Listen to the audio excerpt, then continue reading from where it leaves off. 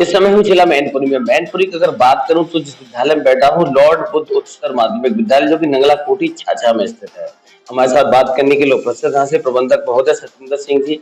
बात करने को और जानने का प्रयास करता हूँ, क्योंकि 2 साल कोविड का समय रहा था। कोविड के बाद नई शुरुआत हुई थी, एक सेशन लगभग कंप्लीट हुआ है। जानने का प्रयास करता हूँ कोविड के समय क्या क्या चैलेंजेस रहे थे, संस्था ने क्या क्या चैलेंजेस फेस करे, बच्चों में क्या क्या चेंजेस आए थे, एजुकेशन का जो गैप रहा उसको रिकवर करने के लिए संस्था ने क्या क्या प्रयास किए, नए सेशन की शुरुआत हुई, इस बार किन किन किन नई तैयारियों के साथ संस्थान की शुरुआत हुई है। सर, सबसे पहले तो आपका स्वागत है। जी सर, धन्यवाद।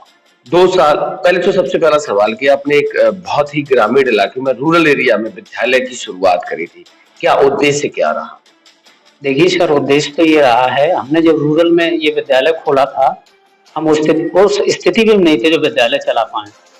छोटे स्तर से एक विद्यालय चालू किया हमने, थोड़ा सा टीम डाल के धीरे धीरे उसका विकास किया। मेहनत मेहनत के बल पे बच्चों को पढ़ाने का कार्य शुरू किया। तो क्योंकि रूरल एरिया था, फीस भी ज्यादा नहीं कर सकते थे। सारा किसान है बेचारा, परेशान है। सब लोग जानते हैं, सरकार भी जानती है कितना परेशान आदमी है। कहीं फसल फिर जाती है, आप देख रहे हैं आज क्या स्थिति है। बाढ़ में मूंगफली डूब गई लोगों की, और मक्का की खेती भी जा रही है, और नई फसल लगने में मक्का, जो इस समय की मक्का हो रही थी वो भी नहीं हो पा रही है। तमाम समस्याएं किसानों के पास। तो हमने तो इस उद्देश्य से ही खोला था कि कोई शिक्षा की नई क्रांति जगाएंगे, जितना प्रयास हो सकेगा इस क्षेत्र में नई क्रांति अपनी डालेंगे कि बच्चों को कुछ न कुछ यहाँ से शिक्षा मिले। इस उद्देश्य से विद्यालय डाला और पूरा प्रयास भी किया है। और प्रयास में लगे रहे तो धीरे धीरे आज हमने अपना पूरा इंटर कॉलेज तैयार कर दिया। वो 2018 में मान्यता भी आ गई थी, और लगातार बच्चों को पढ़ा रहे। और कोविड की बात कहें तो कोविड में तो लॉस हुआ हम लोगों को, बहुत बड़ा लॉस।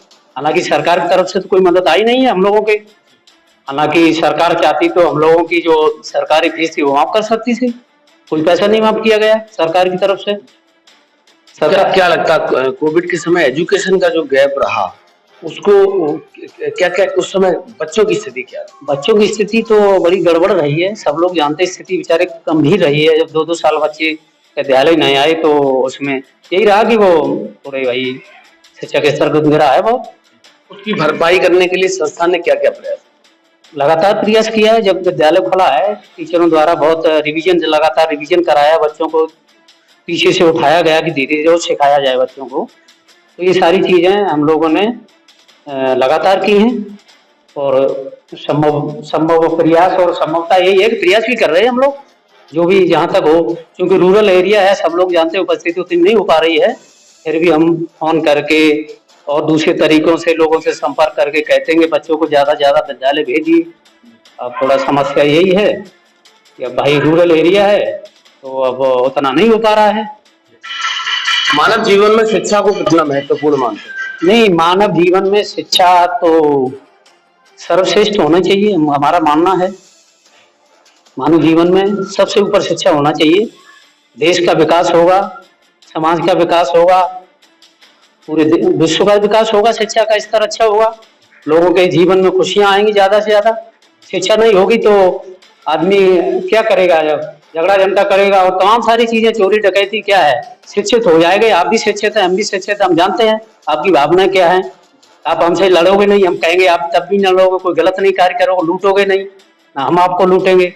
अशिक्षित होगा, लूटपाट मारपीट तमाम चीजें लोग करेंगे। तो हम चाहते हैं सरकार को भी शिक्षा के प्रति गंभीर और होना चाहिए।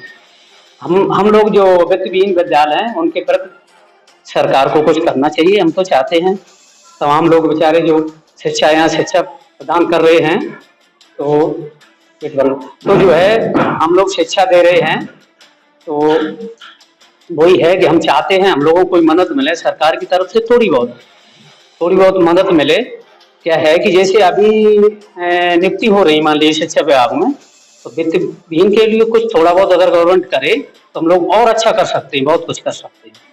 अच्छा, एक सवाल और आपसे है। आपने देखा हिंदुस्तान पे धीरे धीरे पश्चिमी सभ्यता हावी हो रही, बच्चे अपनी मूल संस्कृति संस्कारों से दूर जा रहे हैं।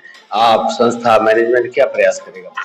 प्रयास करेंगे, तमाम तरह के हैं इनके, किताबों के माध्यम से और अपने बुद्धि विवेक के माध्यम से जागृत करेंगे बच्चों को इसके बारे में, बिल्कुल करेंगे। चाहते हैं, सरकार भी इसमें गंभीर है, ऐसी बात नहीं है। सरकारी तमाम चीजें सोच रही है, हम लोग सोचेंगे जो संभव है, जितना कर सकते हैं, प्रयास तो होगा पूरा।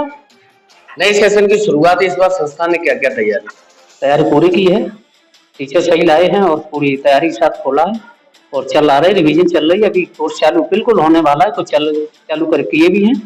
हाँ बिल्कुल, सारी व्यवस्थाएं सही हैं, ओके हैं, कोई दिक्कत नहीं है। जो पेरेंट्स आपके साथ जुड़े हैं, आगे आने वाले समय में जो भी एडमिशन होंगे 15 अगस्त तक, उन लोगों से क्या कहना? कहेंगे देखिए, उससे समझाएंगे जो जागृत रहिए, ज्यादा समय निकल जाता तो शिकायत भी आएंगी कि आपने पढ़ाया नहीं, कोर्स आगे बढ़ जाता है तो हमें दिक्कत आती है कि शिकायतें रहती हैं, फिर कहेंगे आपने पढ़ाया नहीं, बच्चा हमारा सीखा नहीं, तो तमाम शिकायतें रहेंगी। तो इसलिए हम चाहते हैं कि समय से आए, सभी लोग उसे आग्रह करेंगे समय से आने के लिए आगे से। जी बहुत बहुत धन्यवाद, हमारी तरफ से भी आपको नए सेशन के लिए बहुत बहुत बधाई, शुभकामनाएं।